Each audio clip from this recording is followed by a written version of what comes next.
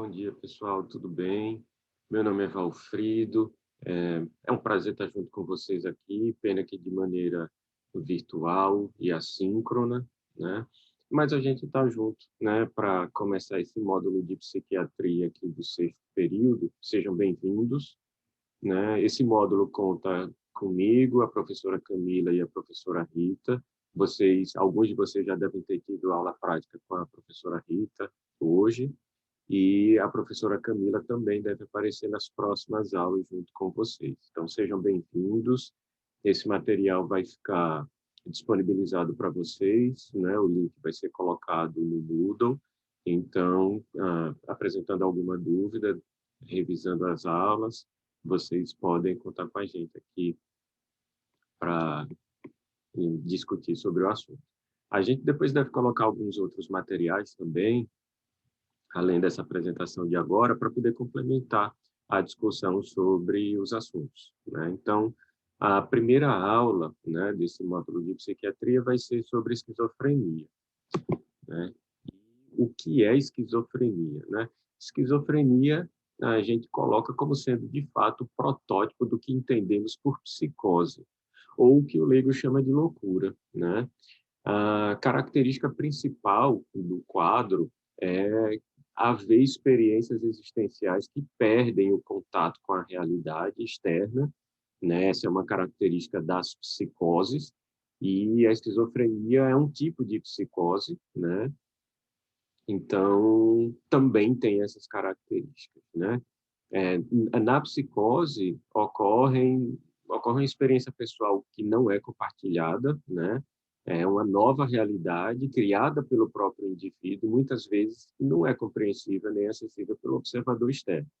Se vocês observarem aqui, esquizofrenia, né, diferente do título, a gente colocou um S entre parênteses, esquizofrenias, né, porque, como a gente vai ver, né, a seguir, existem formas diferentes de apresentação, né, que essas características diferentes do quadro clínico às vezes cursam também, né, com evolução diferente, prognóstico diferente. Então, é interessante a gente pensar nesse diagnóstico, na síndrome esquizofrênica, como sendo vários quadros diferentes que compõem uma rede complexa de manifestação de sintomas, mas que tem como característica principal essa manifestação da psicose, da perda do contato com a realidade, e isso é uma característica que vocês vão observar, principalmente quando vocês estiverem acompanhando os pacientes na prática. A classificação americana, né, da Associação Americana de Psiquiatria, que é o Manual Diagnóstico Estatístico, que está na sua quinta edição, né, que foi lançado em 2013, o DSM-5, né, ele traz a classificação das psicoses dentro do capítulo do espectro da esquizofrenia e transtornos psicóticos. A esquizofrenia seria o carro-chefe, né, desse capítulo, e a gente vai se deter mais na discussão da própria esquizofrenia, mas é interessante também vocês revisarem os outros quadros, né, associados com esse protótipo de esquizofrenia. Bem, quando a gente fala em psicose, loucura, onde se encaixa a esquizofrenia, a gente precisa lembrar que quem tem cérebro pode ter transtorno mental. Quem tem cérebro pode ter um problema no seu desenvolvimento, na sua formação, pode ter alguma deterioração. E isso vai trazer alterações comportamentais, né? Desde que o mundo é mundo, essas manifestações se apresentam, e como a gente pode ver nessa pintura do Bosch, né, do século XVI, começo do século XVI, já se falava sobre a loucura, e há uma descrição que as pessoas não sabem dizer se é mito ou se é verdade em relação a esse tema trazido por Bosch na pintura, que é a Nau dos Insensatos, que é a questão de colocar aqueles marginalizados da sociedade, que eram considerados marginais, e aí incluía, né, os loucos, né, os dependentes químicos, né, e as pessoas que tinham problemas, né, com as normas sociais, em embarcações que ficavam navegando pelos oceanos, enfim, numa forma de isolar essas pessoas da sociedade, né? Deixando-as num espaço de marginalidade. Então, é, enfim, que eu saiba, nunca se comprovou, não é, que esses navios existiam, mas como houve essa pintura e havia essa descrição, né, se discute-se, havia a possibilidade de que talvez isso realmente acontecesse. Então, quando a gente fala de psicose, a gente fala de esquizofrenia, a história da esquizofrenia, da sua descrição, não é, da sua abordagem, do seu manejo, acaba se confundindo com a história da própria psiquiatria, né? A descrição médica da esquizofrenia, ela começou no século XIX, meados do século XIX, com Morel, né, que descreveu o que ele chamou de demência precoce, né? Esse termo, ele derivava da ideia de que esses quadros, né, clínicos começavam no início da adolescência, com distúrbios do pensamento e do afeto, um pensamento confuso, um afeto inadequado, né, que poderia cursar com ideias que não condiziam com a realidade, que eram manifestações delirantes, e foi a primeira descrição, né, que se teve. Apesar disso, o que a gente observa bem, né, sobre o termo demência precoce é o que foi disseminado por Kraepelin já no final do século XIX. Mas voltando, né, depois que Morel descreveu a demência precoce, né, alguns anos depois, uns 11 anos depois, Eval Decker descreveu o que hoje a gente conhece como esquizofrenia befrênica, né, com esse quadro de desorganização de comportamento, né, de comprometimento afetivo e inadequação social marcado, né, e a primeira descrição, mas, né, pormenorizada foi dele. Mais alguns anos depois, 11 anos depois, Carl Baum fez a descrição dos quadros que nós conhecemos como catatonias, marcando bem as alterações da psicomotricidade nesses quadros catatônicos. E aí, quando chegou no final do século XIX, Kraepelin, ele se deu ao trabalho de fazer uma descrição bastante sistematizada dos pacientes dele, inspirado nas ideias, né, anteriores de Morel, Ecker, Kahnbaum, né, descrevendo o quadro, né, que ele chamou de demência precoce e que foi quem disseminou, né, esse termo, né, foi uma publicação bastante importante para a época, a descrição médica feita pelo Kraepelin sobre o quadro que hoje nós conhecemos como esquizofrenia, e ele, no seu livro de psiquiatria, teve várias edições. A edição que ganhou mais visibilidade por conta do modo como trouxe as divisões dos transtornos psiquiátricos, dos transtornos mentais, foi também a sexta edição, né, já publicada no finalzinho do século XIX, 1899, aonde Kraepelin ele delimitou bem, né, separou o que ele chamaria de demência precoce, que hoje conhecemos como esquizofrenia, e a loucura maníaco-depressiva, né, que depois foi chamada de psicose maníaco-depressiva, que é o que a gente conhece hoje como transtorno bipolar. Então, um marco, né, para o acompanhamento médico das alterações de comportamento, né, para a psiquiatria, foi justamente a publicação do livro do Kraepelin, fazendo essa diferenciação do que seria esquizofrenia e de transtorno bipolar.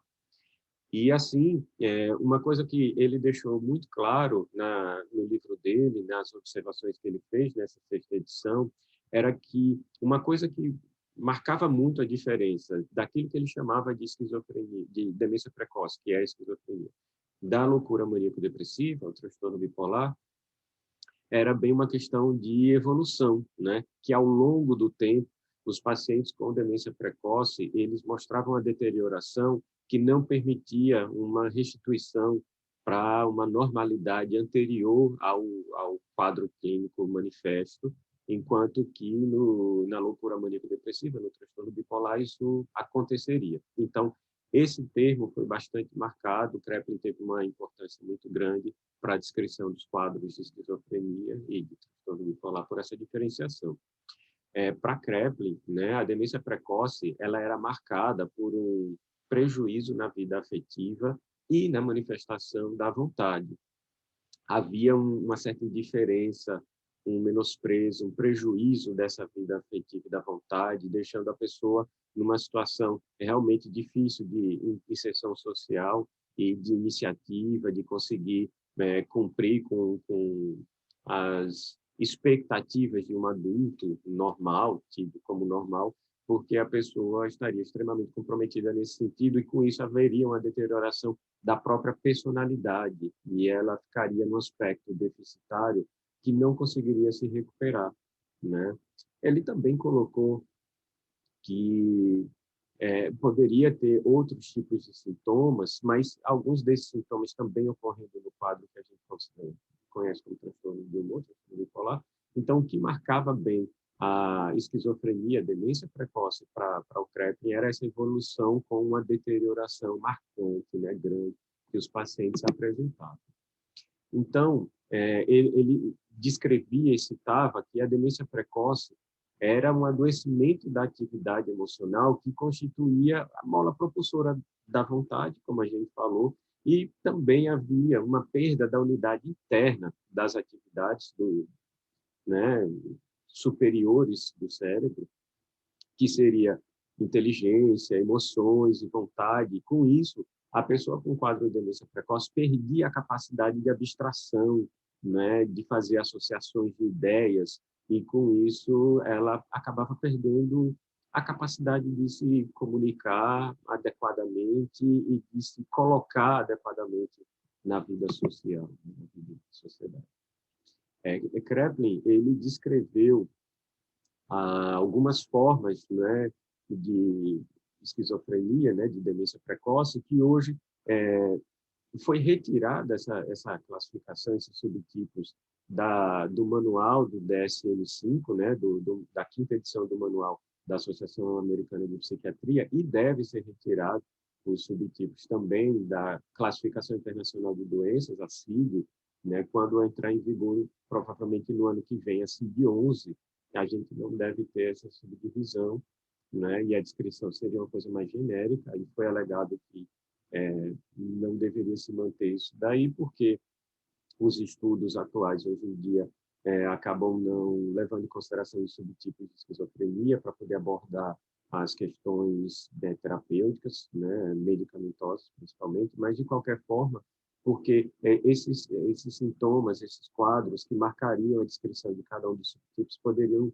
né, se confundir ou modificar ao longo do tempo. Ainda assim, a gente observa que vários pacientes eles têm, de fato, uma marcada apresentação específica de cada um desses subtipos que Kreplin conseguiu descrever obsessivamente, né, trazendo detalhes interessantes de que formas seriam essas de esquizofrenia e de demência precoce. Então, na obra de Kreplin, ele descreveu o quadro, né, que já havia descrito anteriormente como hebefrenia, né, esquizofrenia hebefrênica, que a característica da esquizofrenia hebefrênica é uma certa infantilidade, né, uma puerilidade, uma postura passiva diante da vida, um comportamento social inadequado, né, que traria essa desagregação da personalidade, a pessoa passaria a ser diferente do que costuma ser, né? E, assim, só para exemplificar um quadro de esquizofrenia hebefrênica, eu lembro de um paciente que eu tinha, né? Vou chamar esse paciente de José. José, ele era um adulto jovem, né? Que perto dos seus 18 anos de idade, né? Ele começou a apresentar uma mudança de comportamento que foi evoluindo ao longo do tempo, né? José, ele era jogador da escolinha do Flamengo, né? Esse caso não foi aqui, e ele era um jogador bastante promissor, né? Dentro da escolinha, se destacava, e havia uma expectativa de que ele pudesse, né, entrar no quadro, né, de profissionais do Flamengo, mas quando chegou nessa certa idade, né, ele já estava apresentando uma alteração de comportamento que o comportamento dele ficou bizarro, extremamente inadequado. Ele descuidou da higiene, ele não mais se preocupava em tomar banho, pentear o cabelo, escovar os dentes, trocar de roupa, ia para os treinos, né?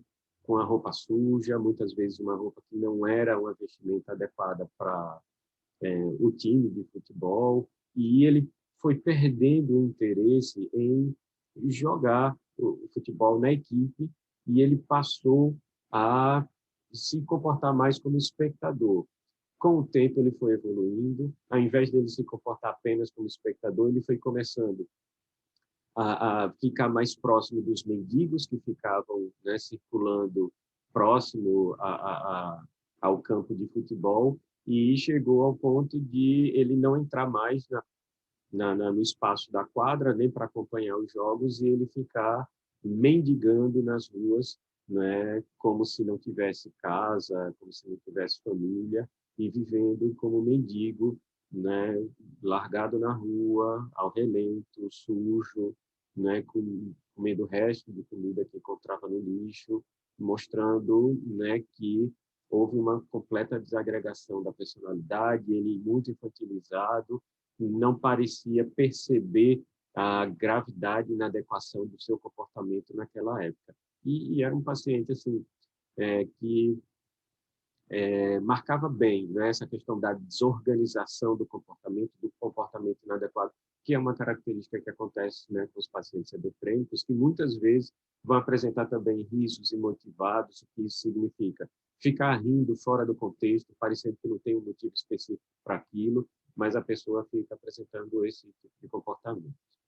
Uma outra forma, né, que Kraepelin descreveu de demência precoce, de esquizofrenia, foi a forma catatônica, o que marcava, né, assim, claro, já trazendo as descrições de Campbell para si, o que marcava a forma catatônica da demência precoce seria justamente as alterações motoras, né? Então, uma oscilação entre uma extrema agitação e uma permanência em estado estuporoso, onde a pessoa ficaria imóvel durante várias horas ou dias, né, de uma maneira inadequada, com posturas bizarras e com um negativismo, uma dificuldade de ter contato, né, com o mundo e se comunicar com as pessoas ao redor.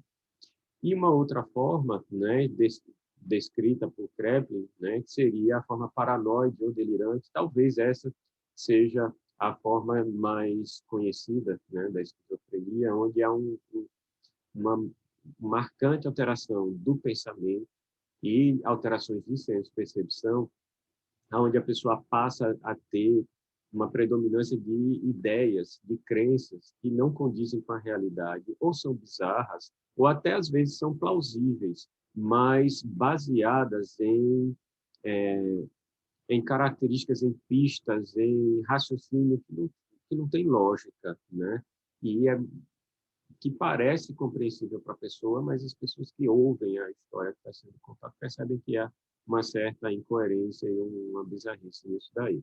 Esse pensamento ele pode se tornar também desorganizado, principalmente na fase mais aguda do quadro, né, na forma paranoide, inclusive, mas muitas vezes dentro do quadro da demência precoce ou da esquizofrenia paranoide, a construção de um delírio, né, muitas vezes sistematizado, né, fixo, que vai se cronificando ao longo do tempo. Então, delírios, alucinações podem acontecer também, por exemplo, na forma hebefrênica da esquizofrenia, mas na forma hebefrênica ele não é o que predomina no quadro, não é o proeminente, não é aquilo que mais chama atenção, não costuma ser sistematizado nem consistente, ele é superficial, fugaz, muda ao longo do tempo, né? E não parece ser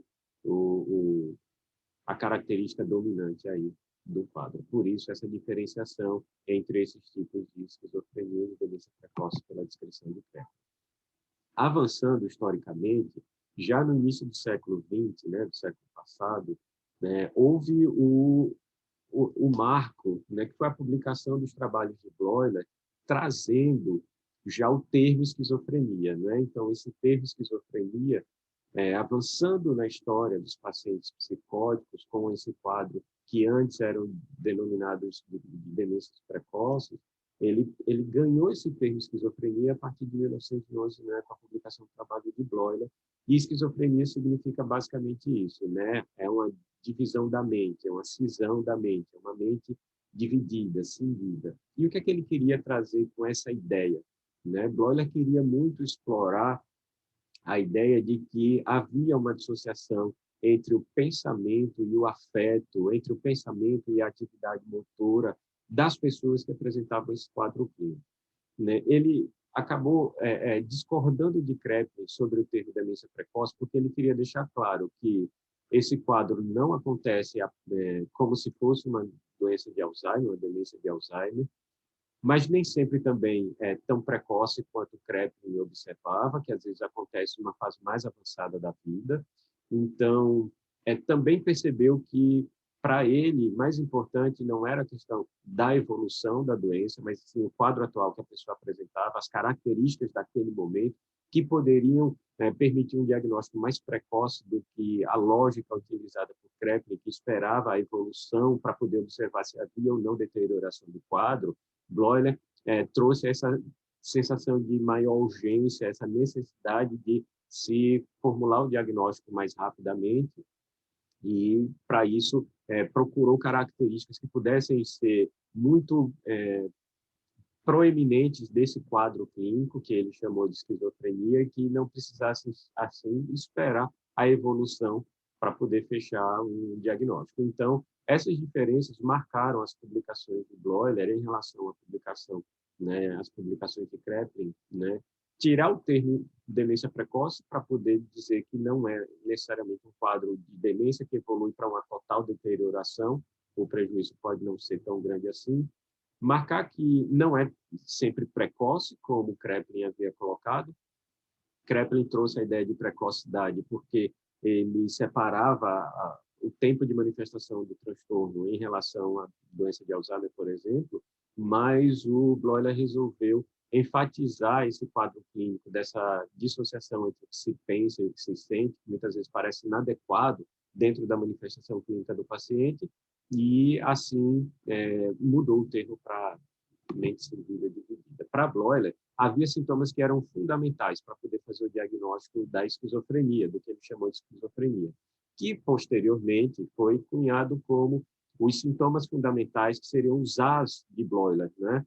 Esses As de Bloiler foram colocados assim por serem termos que começam com a letra A, mas que Bloiler em si não usou esse termo para definir os sintomas fundamentais do quadro clínico que ele observou e chamou de esquizofrenia. Mas para ele, né, era muito claro assim que os pacientes com esse quadro que ele descreveu de esquizofrenia apresentassem um afrouxamento das ideias, né, ao ponto do pensamento ficar sem coerência, difícil compreensão, porque as ideias não necessariamente se conectavam umas com as outras. Esse quadro era marcado pela inadequação do afeto. Muitas vezes o paciente com esquizofrenia pode se apresentar em situações em que uma outra pessoa dita normal, né, ficaria emocionada, triste, abalada com o que ouviu, e o paciente esquizofrênico fica indiferente.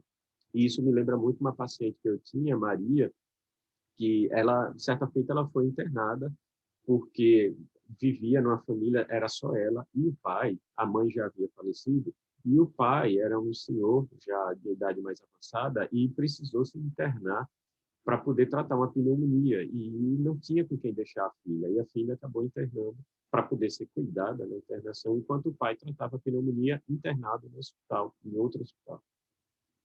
A questão é que o pai não evoluiu bem e ele faleceu dessa pneumonia. E a gente teve que contar para Maria sobre o falecimento do seu pai. Eu lembro quando eu fui encontrar Maria para conversar, ela estava no quarto, estava deitada, virada para a parede, né, assim, aparentemente tranquila, não é, com um olhar mais, né, voltado mesmo para a parede, sem ficar se importando com o ambiente ao seu redor. Quando eu abordei Maria, né, com muito tato, fui tentar falar para ela, né, sobre o falecimento do pai, né, por fim, quando eu disse que o pai havia falecido, ela olhou para mim e fez, tá, e virou de volta para a parede e não esboçou nenhum tipo de reação. Ela não chorou, não demonstrou tristeza, não demonstrou preocupação, não se demonstrou ficar abalada. Ela parecia que tinha recebido uma notícia tipo, você quer um copo d'água? A água não está muito gelada, enfim. Ou talvez nem isso, né? Que algumas pessoas poderiam até ficar mais abaladas com o fato da água não tá gelada o suficiente para beber. Mas, enfim, um afeto inadequado que pode, às vezes, se manifestar até com risos em situações que outras pessoas, né, simplesmente não achariam a menor graça, né? E os pacientes esquizofrênicos, eventualmente, têm essa manifestação. Mas o que marca, né, seria, então, um afeto inadequado. Uma outra característica que Maria, né, dessa situação que eu descrevi agora, ela apresentava muito forte seria também essa coisa do autismo. O que se fala autismo aqui não é autismo transtorno, né? Pelo que vocês vão depois aprender na psiquiatria da infância e adolescência. Mas o autismo aqui significa mais um ensimesmamento, é você viver no mundo próprio, no mundo particular, com suas ideias, suas preocupações, e você ir perdendo contato com a realidade, com as pessoas ao redor, você vai perdendo contato com a realidade externa a você, e assim você vai se isolando socialmente, você vai se desinteressando socialmente, ao ponto de ficar muito voltado só para as suas preocupações, isolado num quarto, sem se conectar com as outras pessoas, né? E isso acontece muito marcado, né, nos quadros de esquizofrenia. Uma outra característica que para Bloyle era fundamental que os pacientes apresentassem para se fechar esse diagnóstico seria a ambivalência. A ambivalência, ela pode ter características de ambivalência afetiva, a pessoa expressar que ama e odeia ao mesmo tempo, imediatamente, a mesma pessoa. Pode ser uma ambivalência cognitiva, uma ideia que o paciente expressa e, ao mesmo tempo, ele desdiz aquela ideia e parece acreditar, né, piamente nas duas situações opostas que não são cabíveis, mas ele coloca como sendo uma verdade para ele. E pode ser uma ambivalência de comportamento, né, uma tendência que acontece muitas vezes marcado nas catatonias. Então, para Bloyle, o importante era isso, que o paciente tivesse afrouxamento, empobrecimento do nexo das ideias, uma inadequação afetiva, uma ambivalência, que poderia ser afetiva, cognitiva, e esse isolamento, esse ensimesmamento, essa perda de conexão com o mundo ao redor, que seria a característica do autismo. Além disso, depois ele descreveu, né, outros sintomas que também eram importantes para eles, que aí deixou de se pensar nos 4 A's de Bloyle para se pensar nos 6 A's de Bloyle, que seria um prejuízo da atenção e da vontade que os pacientes apresentariam. E isso comporia o quadro da esquizofrenia. Então, aqui, só reforçando essa ideia, né, do que a gente chamou de afrouxamento de nexos de ideias, de associação de ideias, seria um pensamento confuso, bizarro, ilógico, às vezes até com bloqueios no meio das ideias. Essa inadequação afetiva, que pode ser marcado muito pela indiferença, pela falta de modulação do afeto. Veja, quando a gente conversa, a gente exprime momentos de maior alegria, tristeza, preocupação, raiva, ansiedade. Quando a gente está falando, a gente passa essa ideia afetiva durante a nossa fala, a nossa expressão. Os pacientes muitas vezes vão parecer indiferentes o tempo inteiro, sem oscilar na expressão afetiva e marcando essa falta de modulação. E a paratimia seria esse afeto inadequado em situações que não seriam compatíveis com o contexto, você expressar determinada característica afetiva. A ambivalência, como a gente falou, pode acontecer de várias formas diferentes, e o autismo, essa perda, né, com o real, com a realidade, marcando mais esse isolamento social que os pacientes estão apresentando.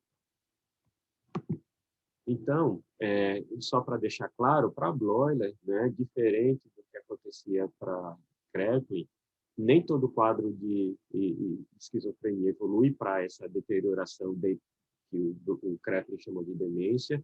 Nem toda demência ou deterioração seria precoce, poderia acontecer, e quando acontece, nem sempre é na juventude, pode ser num período mais avançado de idade, e nem todo quadro ocorre, né, só em gente jovem. Então, por isso que ele quis marcar bem essa diferença entre a demência precoce, que ele chamou de esquizofrenia, E uma forma que ele usou para descrever esquizofrenia seria da seguinte forma no livro dele. Com o termo demência precoce ou esquizofrenia, designamos um grupo de psicoses cujo curso é, às vezes, crônico e, às vezes, marcado por ataques intermitentes, e que pode retroceder em qualquer etapa, mas que não permite uma completa restituição ad íntegro, né? Uma recuperação plena, apesar de ele não ter chamado de deterioração tão grave quanto o Kraepelin, e dizia, né, a enfermidade se caracteriza por um tipo específico de alteração do pensamento, dos sentimentos e na relação com o mundo exterior. E vocês vão observar bastante esse tipo de característica quando estiverem entrevistando os pacientes. Então, Bloiler deixava claro, a afetividade pode estar alterada, desde uma falta de expressão emocional até respostas afetivas extraordinariamente exageradas. Além dos sinais de deterioração, podem estar presentes outros sintomas, como alucinações, delírios, confusão, estupor, sintomas catatônicos, mas que Bloiler não considerou como sendo os sintomas fundamentais da esquizofrenia. Para ele, esses eram sintomas mais acessórios. Então, na evolução dos conceitos do que hoje entendemos por esquizofrenia, né, a gente vai tendo uma evolução de quase 100 anos, né? Começando no século XIX, lá com Morel, 1852, evoluindo, né? Falamos de Kraepelin e de Bloiler, e chegamos a meados do século XX com as descrições e as publicações de Kurt Schneider, que falava de uma maneira diferente sobre a descrição do quadro e como fazer o diagnóstico da esquizofrenia, né?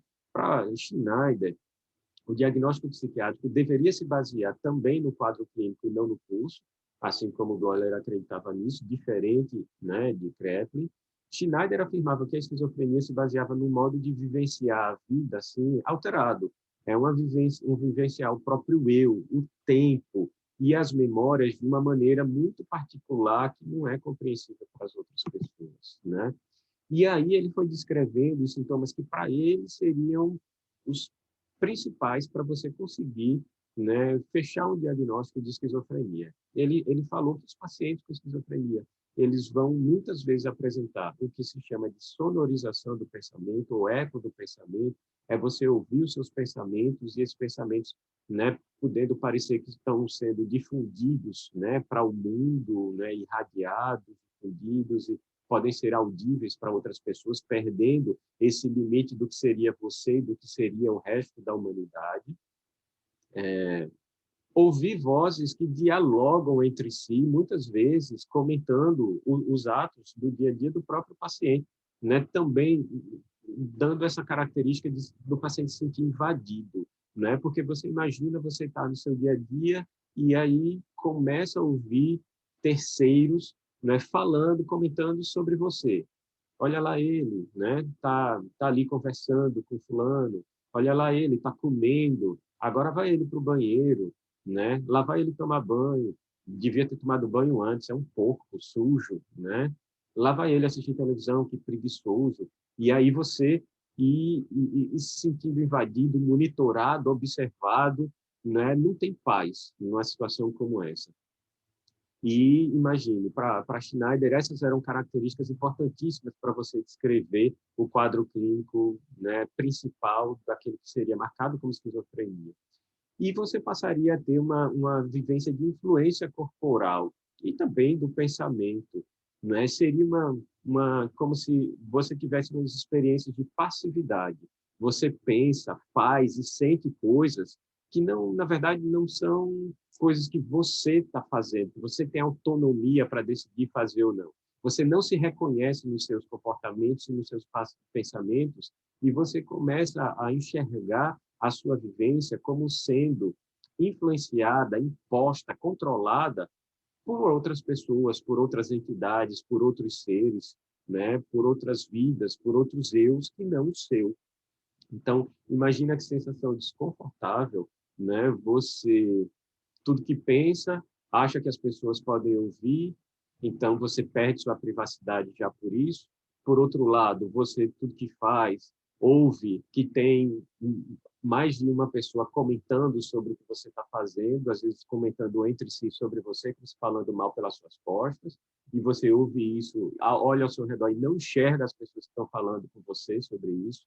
Então, é extremamente angustiante essa sensação. E para Schneider, isso era importantíssimo para se fechar esse diagnóstico de esquizofrenia. E também o que eles, né, um quadro, um achado que se chama percepção delirante. É quando você se depara com certas situações corriqueiras do dia a dia, que são estímulos visuais, sonoros, enfim, e que para você, aquela reação, aquele estímulo, aquela situação, você percebe como tendo uma explicação extremamente particular e só sua.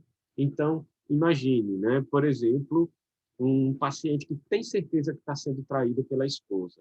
Ele até pode estar sendo traído pela esposa, mas ele acredita, ele descobriu que está sendo traído pela esposa, porque certa feita, quando ele chegou em casa, o seu gato estava na porta com a cauda levantada. E aquilo era um sinal de que a esposa estava traindo ele e era a certeza de que a esposa estava traindo ele. Então, veja que a percepção do gato com a cauda levantada naquela situação, né, ela foi embutida, né, ela foi recheada de um significado todo especial, revelador, diferente, mas muito particular para o paciente, que as outras pessoas simplesmente não conseguem perceber nenhum tipo de coerência, né, nesse tipo de conclusão que a pessoa chega, né, e que pode acontecer essa vivência completamente particular no quadro esquizofrênico, mostrando, né, esse erro de interpretação da realidade, né, mostrando um prejuízo do pensamento, né, da forma como a pessoa, né, critica, enxerga e conclui as coisas ao seu redor. Então, para Schneider, esses seriam os sintomas principais para se fazer um diagnóstico, né? E quando a gente chega, então, no marco, né, que definiu bem o que seria esquizofrenia, transtorno bipolar, que foi a publicação da terceira edição, né, do Manual Diagnóstico Estatístico da Associação Americana de Psiquiatria em 1980, né? A gente fez essa revisão histórica justamente para poder mostrar isso. Eles foram incorporando nos critérios diagnósticos as ideias desses psiquiatras clássicos, como Kraepelin, Bloiler, Schneider.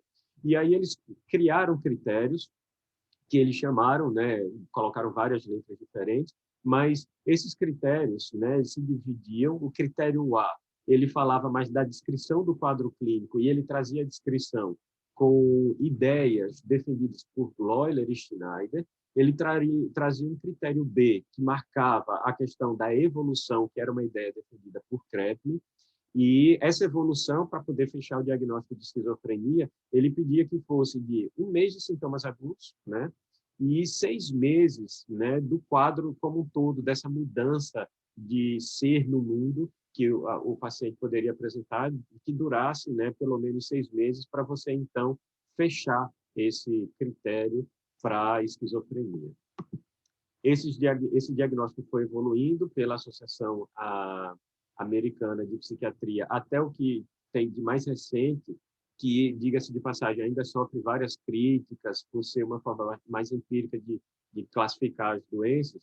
E na classificação de 2013, já na quinta edição do DSM, né, do Manual Diagnóstico Estatístico da Associação Americana de Psiquiatria, se preservou essa ideia de critérios, colocando, né, os critérios A como a descrição do quadro clínico, o critério B vindo como a ideia de prejuízo funcional, de quebra na curva de vida desses indivíduos, o critério C preservando a ideia de evolução que Kraepelin tinha trazido, e aí, nessa descrição clínica, o que o DSM-5 traz é uma forma muito mais simplificada para fazer o diagnóstico da esquizofrenia. Ele diz que precisa ter delírios, alucinações, desorganização, seja do pensamento ou do comportamento, ou um comportamento catatônico, ou os sintomas chamados de negativos. Sintomas negativos são sintomas deficitários. Sintoma negativo recebe esse nome por causa da... Sintoma negativo quer dizer falta.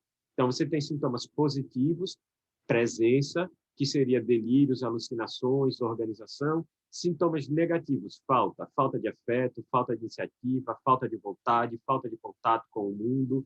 Então, dentro desse quadro de esquizofrenia, eles preservaram as características, né, descritas por Bloiler e Schneider como os sintomas positivos e negativos, mas trazendo essa terminologia, né, que foi aplicada apenas posteriormente a esses autores clássicos. E aí, para fazer um paralelo entre o que hoje nós temos de critérios diagnósticos na descrição do quadro clínico, critério A do DSM-5, e a Classificação Internacional de Doenças, na sua 10ª edição, que ano que vem já deve ser substituída pela CID-11, veja que a CID-10 ela traz uma riqueza de descrição de sintomas muito maior do que a classificação da Associação Americana. E ela também se baseia nas características descritas pelos psiquiatras clássicos, né, que a gente citou anteriormente. Veja que na Classificação Internacional de Doenças, eles colocam, de fato, como critérios diagnósticos, de uma maneira mais clara, né, precisa, o que ele chama de alteração do pensamento e senso-percepção. Então, ele coloca que, para isso, a pessoa pode apresentar eco do pensamento, a sonorização do pensamento, inserção do pensamento, uma coisa que você pensou que não foi bem você, foi uma coisa imposta, o roubo do pensamento, que a pessoa sente o fluxo do pensamento ser interrompido, irradiação do pensamento, aquela divulgação do pensamento que cursa com essa perda dos limites entre o que é você e o que é o resto do mundo, delírios de controle, influência ou passividade, que é essa coisa de você se sentir controlado nas suas ações, sentimentos e vontades, né, por outras instâncias, outras pessoas, outros eus que não você. Percepção delirante, que é essa marcada conclusão que se tira a respeito de situações corriqueiras, de estímulos sensoriais corriqueiros do dia a dia. As vozes alucinatórias comentando o comportamento do paciente, como foi marcado por Schneider. Delírios persistentes de outros tipos, que são culturalmente inapropriados ou impossíveis, uma coisa bizarra ter sido abduzido por extraterrestres, né, de ter nascido há 1000 anos, né, de ter 4 identidades, de estar aqui em outra parte do mundo ao mesmo tempo, enfim. Ideias que claramente a gente percebe que são bizarras, inadequadas, impossíveis de acontecer. Alucinações persistentes, né, quando acompanhadas por delírios superficiais, então ele exige que essas alucinações elas tenham uma força maior. Intercepções no curso do pensamento, um pensamento mais interrompido, ou um comportamento catatônico, ou os sintomas negativos, essa perda de interesse, a falta de objetivos. Então, veja que ele traz a mesma ideia do DSM-5, mas de uma maneira mais melhor descrita, né? Então, é interessante também revisar a CID-10 em relação à descrição clínica do quadro da esquizofrenia. E a gente fala muito no diagnóstico, né, baseado na presença de delírios, que seria a característica principal da esquizofrenia paranoide, inclusive. O delírio, né, ele é um problema do juízo de realidade, é um distúrbio, um prejuízo na forma como você julga a realidade, né? O Schneider já chamava isso de uma alteração do conteúdo do pensamento, que é um conteúdo que seria mais impossível, inadequado, bizarro. O fato é que delírio significa desvio dos trilhos, desvio das liras, né, dos caminhos a serem percorridos. Então, se você sai do trilho, né, nesse caso significaria você sair do trilho da realidade. Então, você desvia da realidade e passa a ter uma ideia de realidade completamente distorcida, prejudicada, muito particular e sua, uma realidade interna que vai tomando conta, né, das suas vivências, em contraposição à realidade externa que nos impõe. Então, delírio seria esse caminho fora dos trilhos, do modo como você julga as coisas, você pensa, você conclui, né, você associa as ideias. Então, o delírio ele tem uma característica de ser descrito como algo incorrigível, né? Ele tem uma origem mórbida, você tem uma ideia, você tem uma crença que ela surgiu de uma maneira inadequada, patológica, e uma vez você expressando isso para outros observadores e tentando contra-argumentar contra aquela ideia delirante que você desenvolveu, você o paciente que está com esse delírio ele não corrige essa ideia, apesar da argumentação externa. Então, Bloiler ele discordava um pouco dessa história de erro, porque ele achava que era mais do que isso, era uma representação falsa, né, que vinha de uma necessidade interna da pessoa de criar aquela representação falsa. Para Jaspers, né, esse juízo falseado patologicamente era uma convicção é de uma convicção extraordinária, uma certeza inabalável e removível, que não adianta você argumentar que aquilo dali não vai ser influenciado por argumentação de ninguém. O fato é que essas características, depois a gente pode observar que elas não são bem assim necessariamente. Nem todo delírio é impossível, porque podem haver delírios possíveis, apesar de serem construídos baseados em questões falsas, né? O fato dele ser inabalável e irremovível, hoje em dia, o que se observa é que o paciente, na fase aguda, de fato, ele vai defender aquele delírio com unhas e dentes e não vai ser abalado pela sua argumentação. Mas quando ele melhora do quadro, né, com a evolução da doença, ele pode, muitas vezes, perceber ou criticar a atividade delirante que ele apresentou num quadro mais agudo, né? Então, essa coisa da crença inabalável ela fica um pouco questionável, né, se você levar em consideração as diferentes fases de evolução do paciente.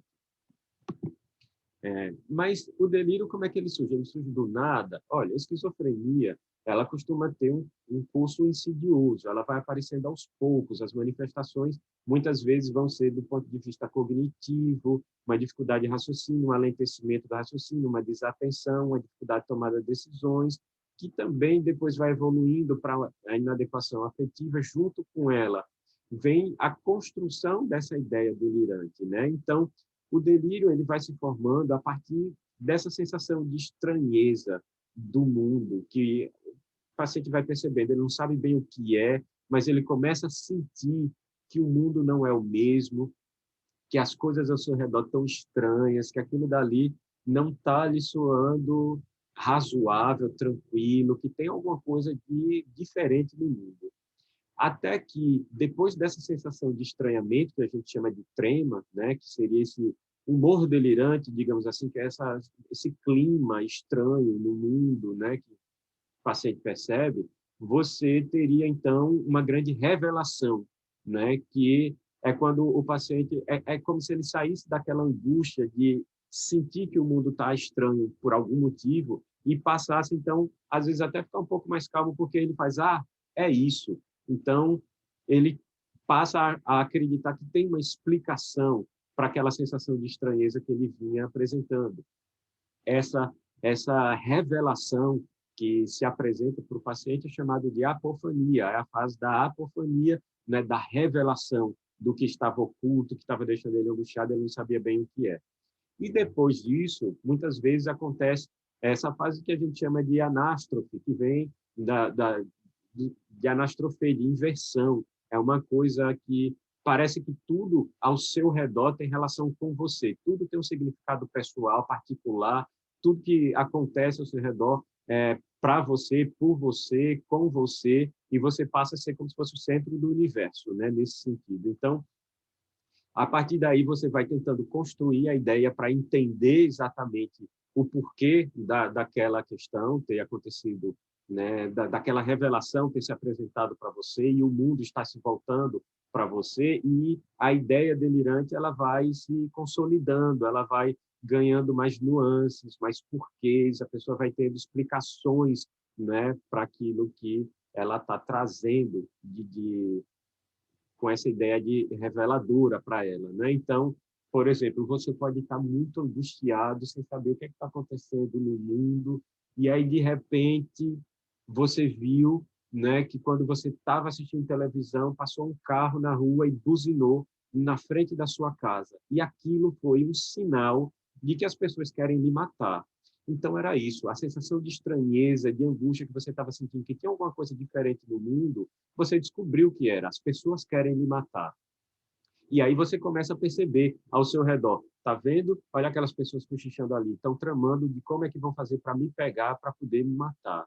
Né? Tá vendo aquilo que foi dito na televisão? Aquilo dali é uma mensagem oculta que quer dizer que vai me pegar, né, hoje depois do almoço. E assim vai se construindo a ideia delirante, vai se consolidando essa ideia do paciente. Quando você conversa com o paciente que está com a ideia delirante consolidada, ele vai trazendo as explicações dele, muito particulares, para dizer que entendeu o que é que está acontecendo na vida dele, e Com a evolução do quadro, pode haver uma deterioração e até um enfraquecimento dessas ideias delirantes, do ponto de que elas passam a ter menos importância para a vida do indivíduo, ele não se mobiliza tanto por esse delírio, apesar da ideia estar ali, né, guardada, né, dentro dele, mas já não tem a mesma força de antes, porque o paciente está se desintegrando enquanto pessoa, porque está tendo esse comprometimento com a evolução do quadro que apresenta. Então, tudo que a gente falou agora foi justamente para trazer, né, a ideia de como foi construído o diagnóstico da esquizofrenia, dos seus diferentes subtipos, como a gente já falou da divisão que Kraepelin fez anteriormente. Essa subdivisão se mantém na CID-10. Há outras, né, subdivisões, né, esquizofrenia diferenciada, residual, mas as principais formas clínicas descritas são essas três. Vocês podem consultar isso na CID. Infelizmente, devem sair do manual de classificação, né, da Internacional de Doenças no ano que vem, que entra em vigor, não deve ter essa subdivisão, mas o que marca é justamente isso que a gente já havia falado, né? Esquizofrenia paranoide, marcado por delírios, muitas vezes de perseguição, referência, né, associados à pessoa. Às vezes o paciente acredita que tem missão especial ou tem um ciúmes que é infundado ou baseado em questões pouco consolidadas, muitas vezes com vozes que falam da pessoa, às vezes dão ordens, riem das pessoas, menosprezam, humilham, xingam, ameaçam. Isso é extremamente desconfortável.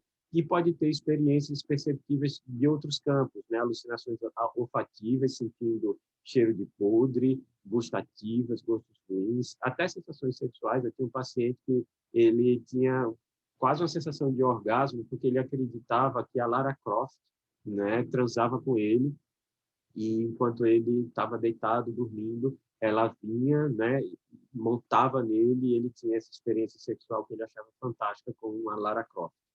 Né? Alucinações visuais podem acontecer, mas é mais raro. Então, a gente, sempre que pega um paciente supostamente psicótico, que dá muita ênfase às alucinações visuais, às vezes a gente desconfia, tenta ver se seria um quadro orgânico de outra natureza, ou se é uma simulação, algo inventado pela pessoa, porque está muito no imaginário da população leiga, né, as alucinações visuais no quadro psicótico, mas na esquizofrenia, o tipo de alucinação mais marcante é a auditiva, né? A principal, 75% das pessoas vão apresentar esse tipo de sintoma, 80% das pessoas vão apresentar delírios, mas alucinações visuais não são tão comuns. Na hebefrênica, como já havia descrito Kraepelin anteriormente, bem, inadequação afetiva, afeto inapropriado, superficial, né, bizarro, delírios e alucinações são pouco sistematizados, muito fugazes, um comportamento irresponsável e imprevisível acontece, maneirismos, caricaturas, a pessoa parece uma criança de 4, 5 anos de idade, né, fazendo brincadeiras inadequadas, bizarras, infantilizado. Eu lembro de um paciente, né, esquizofrênico hebefrênico, que uma vez eu encontrei com ele no cinema. Então, ele estava comendo pipoca, se sujando todo na cadeira, né, se sujando com refrigerante, e ficava arrotando com flatulência bem alto e rindo e achando graça nisso tudo, né, no meio do cinema, mesmo sozinho, mostrando uma inadequação social, né, e um comportamento infantilizado muito grande, né, bizarro para o contexto dele, a idade dele.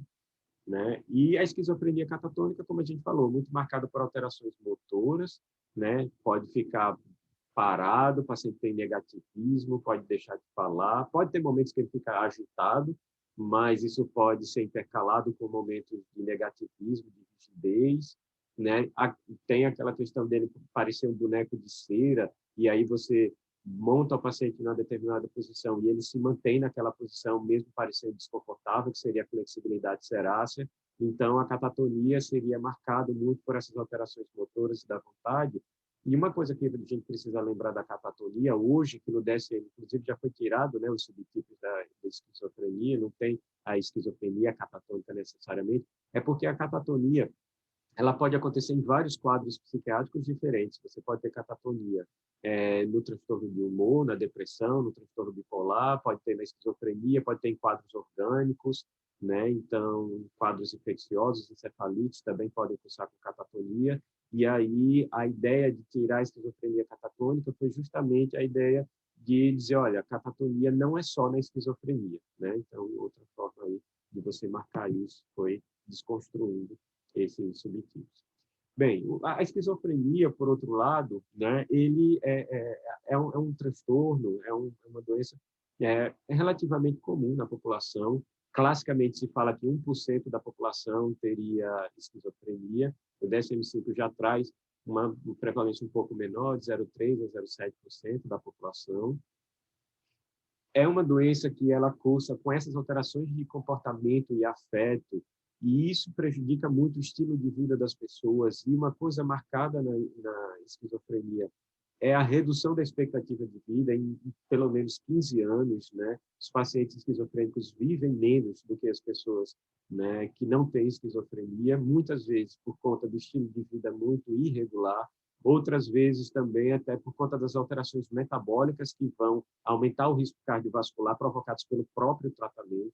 E também é muito comum acontecer tentativas de suicídio entre os pacientes esquizofrênicos, chegando a 5 a 10% de mortalidade, né, na esquizofrenia por suicídio, e isso também reduzindo a expectativa de vida dessa população, mostrando o quão grave é esse transtorno mental, né, e como impacta, né, a sociedade como um todo, por conta desses prejuízos todos que ela causa. Então, existem alguns fatores de risco, né, para a esquizofrenia. A esquizofrenia, ela tipicamente começa a se apresentar na idade adulta jovem, entre 20 e 25 anos. Nos homens é mais precoce que nas mulheres. Esse quadro, principalmente com a esquizofrenia paranoide, né? A esquizofrenia befrênica tende a acontecer um pouco mais cedo, na adolescência, né? Até com os seus 16 a 7 anos de idade, ou um pouco menos, você vai ver a befrenia se manifestando.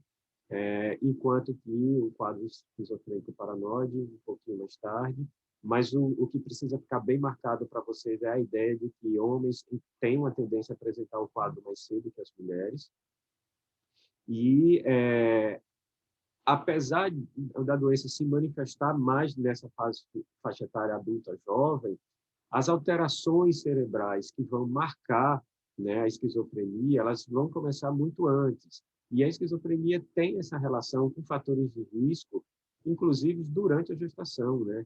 Mães que durante a gestação têm infecção, por exemplo, pelo vírus da influenza, né, ou que sofrem desnutrição durante a gestação, ou que têm complicações no parto, né, vão ter uma chance maior da sua prole apresentar quadro esquizofrênico quando da idade adulta.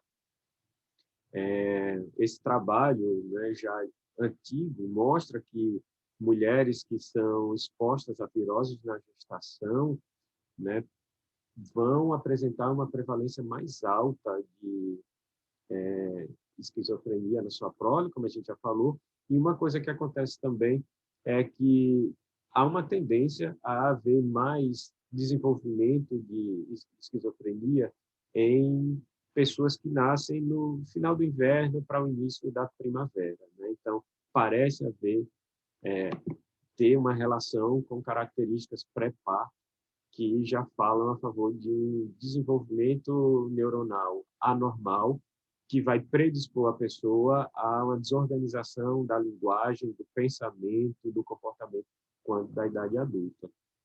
Então, os fatores que estão relacionados a isso, aí, baixo peso ao nascer, prematuridade, nascer pequeno para a idade gestacional, ter problemas no trabalho de parto, na apresentação fetal, pré-eclâmpsia, ruptura prematura de membranas, enfim, são todas complicações que vão cursar com essas alterações na idade adulta.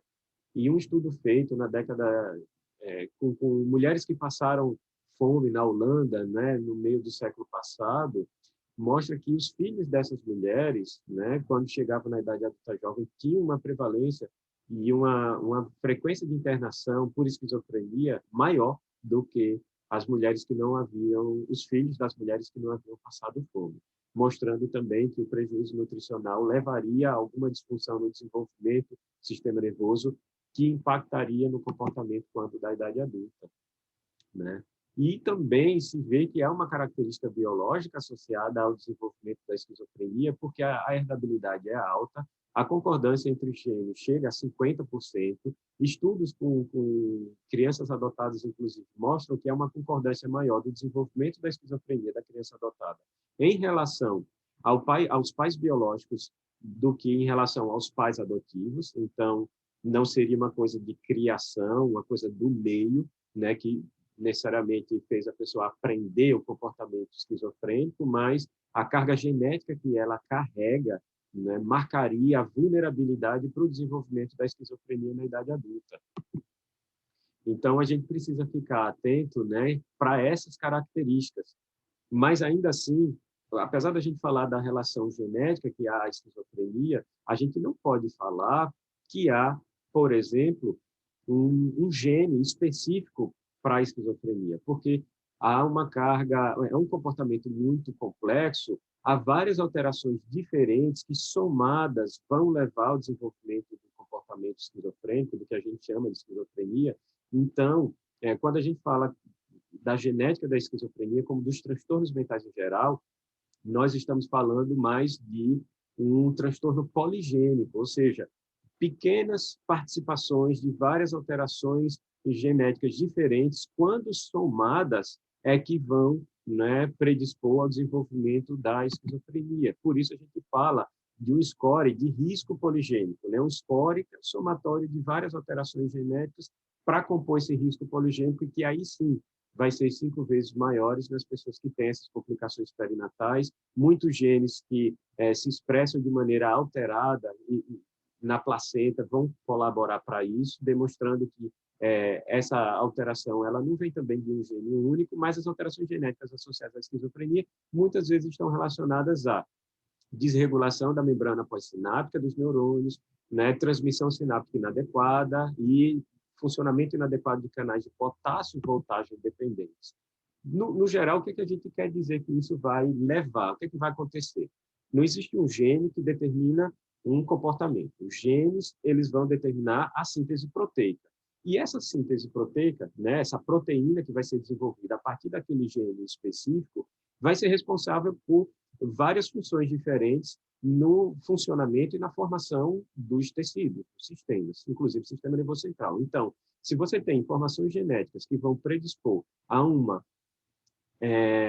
seleção celular neuronal prejudicada, uma migração neuronal alterada, uma diferenciação neuronal, né, defeituosa, uma criação de sinapses defeituosa, uma comunicação entre os neurônios que não vão atender ao funcionamento adequado, né, do cérebro, da atividade elétrica neuronal, né, do funcionamento dessa estrutura cerebral, você vai desenvolver uma alteração de comportamento a partir disso. Você pode desenvolver alterações de comportamento a partir de alterações do funcionamento de enzimas que vão degradar, por exemplo, neurotransmissores, ou de proteínas que vão carrear esse neurotransmissor para dentro do neurônio novamente, né, mudando a concentração de neurotransmissor na fenda sináptica.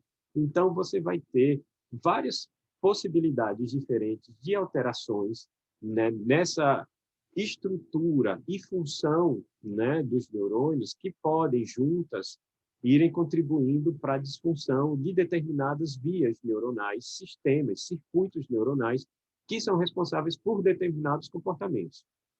Juntando essas alterações de circuitos diferentes, né, com funções diferentes ou com impactos em certos neurotransmissores, fazendo com que o cérebro funcione de maneira inadequada, aí sim você vai ter o desenvolvimento de qualquer transtorno psiquiátrico. Então, a gente não fala que um gene é responsável por um transtorno mental, mas a gente vai falar que um gene responsável por determinada síndrome proteica, síntese proteica, fazendo isso de maneira anormal, se somando a outras disfunções de síntese proteica também anormais, esse risco que se tem de ter várias anormalidades como essas nas proteínas que são sintetizadas no organismo, que relacionam-se com o funcionamento do neurônio, aí você vai ter, né, o comportamento alterado, que pode se manifestar como acontece na esquizofrenia.